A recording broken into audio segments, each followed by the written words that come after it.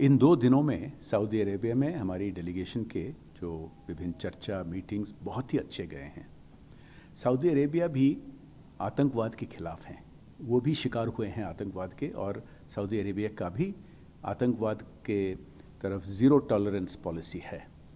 और हमारी तो ऐतिहासिक बहुत पुराने संपर्क हैं, और ख़ास करके निकट में पिछले दशक में हमारी आदरणीय प्रधानमंत्री नरेंद्र मोदी जी यहाँ जिस तरह के संबंध बनाए हैं, संपर्क बनाए हैं, और यहाँ के युवराज के साथ उनका जो दोस्ती है, और उन्होंने मोदी जी को भी इस देश का सबसे जो हाईएस्ट मान्यता ऑनर्स दिए हैं।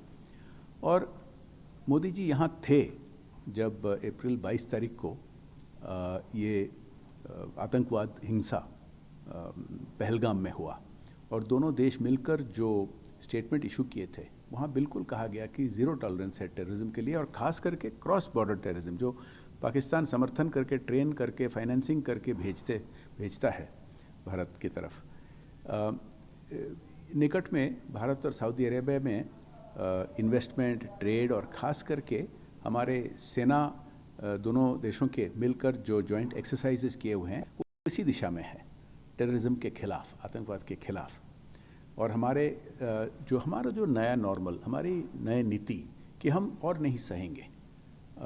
जब भी पाकिस्तान ऐसा हमला करेगा हमारे पर, आतंकवादियों को भेजकर, हम रोक ठोक मुंह तोड़ जवाब देंगे, और उनको महंगा पड़ेगा।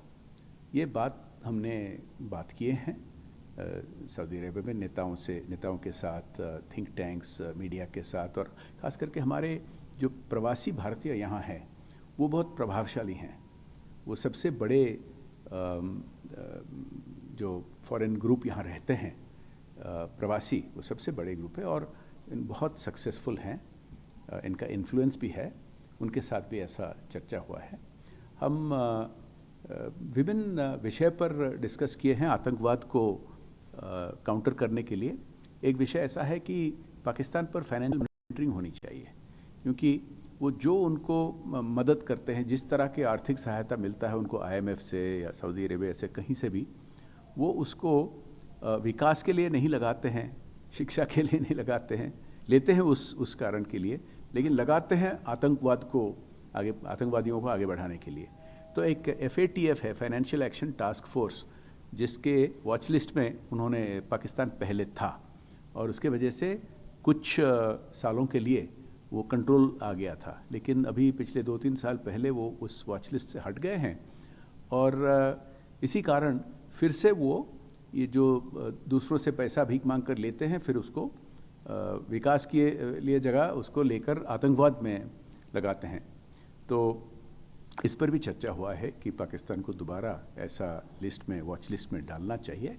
इसी प्रकार बहुत ही अच्छे ढंग से हमारे सभी से यहाँ